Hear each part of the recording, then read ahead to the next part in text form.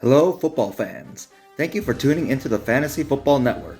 Another weekend of NFL football is done, and slap me silly because there were some crazy waves made in Week 4 of SuperAsianMan's Fantasy Football League. Let's dive right in.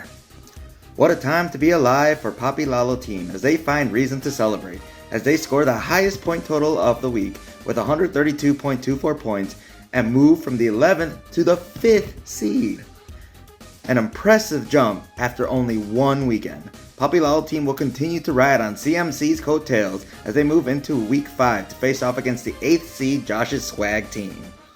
A fellow member of the Gonzalez trio also basked in the warm sun's light as Inglorious Bastards find their first win and scoring the second highest point total of the week. But sometimes glory can come at a devastating price.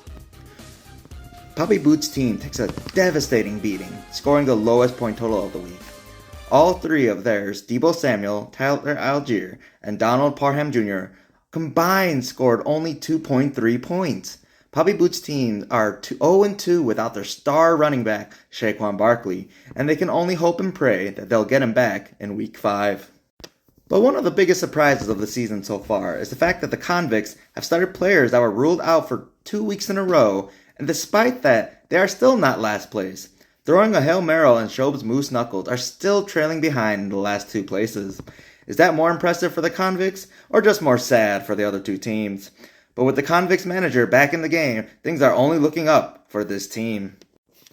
Another surprise came for In Justin Fields We Trust.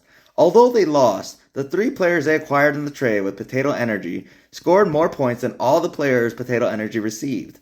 But despite the results in Week 4, many managers are still suspicious of the trade, and even the word collusion has been thrown around. What's that? Hold on. I'm being told that the SuperAsianMan's Fantasy Football League's commissioner is holding a media conference right now as we speak. We go to him live now.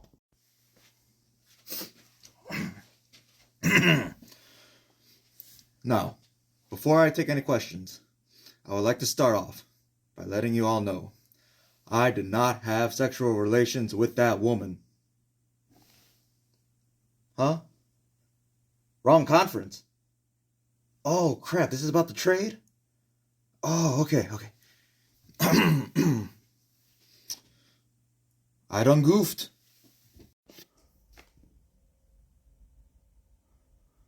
I done goofed? Wow. Talk about some terrible foresight. Any team going up against Potato Energy? Good luck. It's going to be a fun time for you. Even for the number 2 seed, why is the win always gone? Who faces them in Week 5? But despite how bad things look and how certain teams are doing, everyone still has plenty of chance to get into the playoffs. The season is still young as teams scramble to find out what lineups work for them, which will be even more difficult as teams start going on bye in Week 5. But with that said, some managers are facing some hard decisions. Are certain players such as Jamar Chase and Jalen Waddle, who were drafted very early on in the draft, worth holding on to? Can breakout stars such as Devon Achane and Puka Nacua still be able to produce and continue their dominance? Only way to find out is by keeping up to date with the biggest news every week. And the best place to catch it all is right here on the Fantasy Football Network. Until next time, I'm John Super Asian Man Park, signing off to save the world. Have a good night.